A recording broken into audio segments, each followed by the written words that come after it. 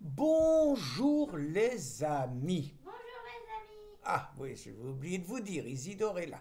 Donc, je vais vous parler aujourd'hui de mes grands copains, mes potes, comme on disait dans les années 1980, de SOS Racisme. Alors, je sais, vous allez dire, ouais, tu leur en veux, t'es rancunier, t'es revanchard, c'est parce qu'ils t'ont encore fait un procès. C'est vrai que je leur en veux un peu, mais ils m'auraient pas fait de procès que je leur en voudrais quand même. Donc, avant d'attaquer et de rentrer dans le vif du sujet sur leurs exploits de ces dernières semaines, peut-être un récapitulatif historique. SOS Racisme, c'est quoi et ça naît comment? Ça naît des années 1983, quand les socialistes au pouvoir se rendent compte qu'ils ont promis la Lune aux Français et qu'à l'arrivée, c'est la catastrophe, le pays est en faillite, on en est à 3 dévaluations, il va y avoir le tournant de la rigueur qui va donc faire que la gauche va mener une politique encore plus anti-ouvrière et antisociale que la droite, avec notamment la fermeture des grands bastions de l'industrie. Et donc il faut rassurer le peuple et lui montrer que la gauche est toujours la gauche et à défaut d'être toujours la gauche au niveau social, qu'elle demeure la gauche au niveau sociétal et donc on va mettre en avant SOS Racisme avec la petite main jaune. Alors c'est un truc marrant la main jaune, hein, parce que quand on cogite un petit peu la main jaune, c'est l'étoile jaune. C'est quand même un peu pareil. L'étoile jaune que portaient les juifs. Donc la main jaune, ça veut dire un tout petit peu quand même que les musulmans aujourd'hui, les arabes aujourd'hui, c'est les juifs d'hier. Et donc si les arabes et les musulmans, c'est les juifs d'hier, quels sont les nazis d'aujourd'hui, des années 80? Ben, c'est les Français qui sont racistes. C'est quand même ça derrière. Donc derrière SOS Racisme, naturellement, un coup tordu de Mitterrand pour les raisons que je vous ai expliquées, son secrétaire général Jean-Louis Bianco qui est à la manœuvre, qui s'est distingué par des positions pro-musulmanes et contre la laïcité, et encore récemment. Et vous avez deux piliers, vous avez le pilier gauchiste juif d'extrême gauche, hein, notamment Julien Drey, et vous avez le pilier un peu communautariste juif autour d'un BHL, autour des Attali, autour de tous ceux qui détestent la France, qui tournent autour du magazine Globe payé par le milliardaire LGBT Pierre Berger. Et en gros, pour ces gens-là, la France, c'est Pétain.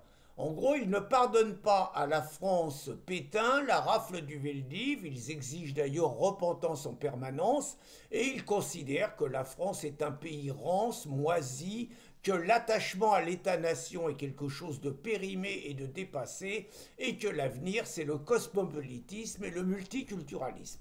Voilà en gros SOS Racisme de quoi ça naît.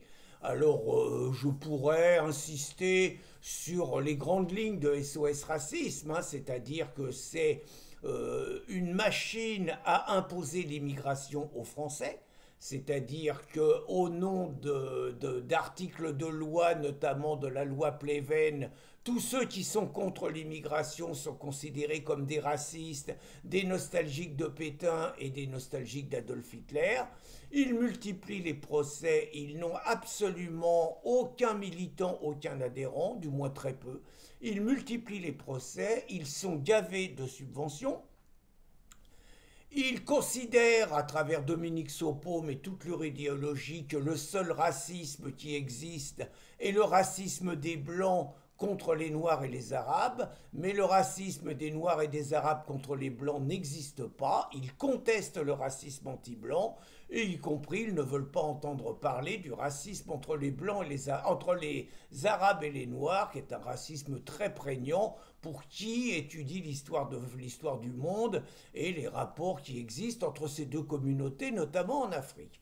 Donc, je pourrais ajouter sur les exploits des SOS Racisme que ce sont des gens qui ont multiplié des testings naturellement relayés par tous les plateaux de télévision pour montrer que dans les boîtes, on ne veut pas accepter des Noirs ou des Arabes, en oubliant de préciser que la plupart du temps, je ne dis pas tout le temps, mais que la plupart du temps, les embrouilles proviennent de ces milieux-là et qu'il n'est pas anormal que les directeurs de boîtes, le Jarl l'a montré à Rennes, prennent quelques précautions pour que leurs clients soient en sécurité à l'intérieur de l'établissement. Ils ont même été persécutés des campings. Bref, ce sont des délateurs professionnels dont on pourrait dire qu'ils sont les dignes descendants de ceux qui, dans les années 1940, envoyaient des lettres de délation à la commandanture, sauf qu'aujourd'hui, ça s'appelle des signalements à l'Arcom ou au procureur de la République, mais l'idée et le principe est le même. Et donc, je vais vous citer, une fois que j'ai fait ce long préambule, je pourrais ajouter que ce que j'ai dit au tribunal, on n'a pas de leçon à recevoir de la part d'une association qui non seulement nie le racisme anti-blanc, donc le plus répandu en France, mais qui en plus se permet de caractériser un opposant politique, Jean Messia, par ailleurs immigré mais lui parfaitement assimilé, se permettent de dire qu'il a une tête de chameau, alors que ce sont les mêmes qui traitaient de racistes ceux qui avaient dessiné Christiane Taubira en singe, pour vous dire que deux poids deux mesures sans problème. Donc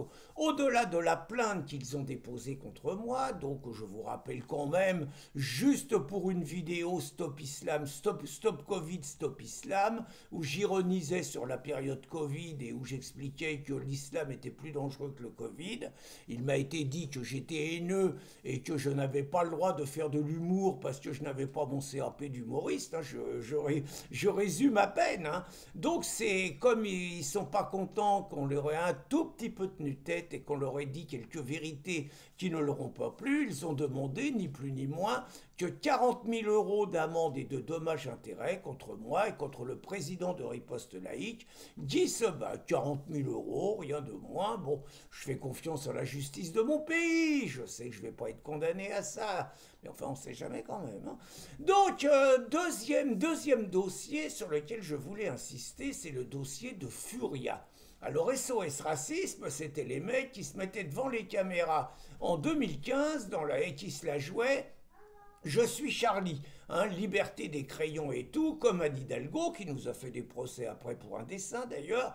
Donc c'était « Je suis Charlie », la liberté des crayons, le droit à la critique, le droit à la caricature et tout, mais seulement quand elle est de gauche.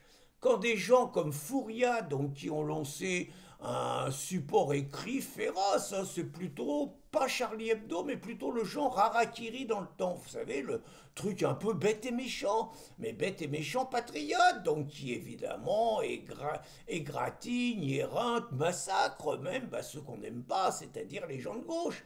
Les gens de gauche, ils se permettent de ridiculiser et d'insulter en permanence les gens qui ne sont pas de gauche.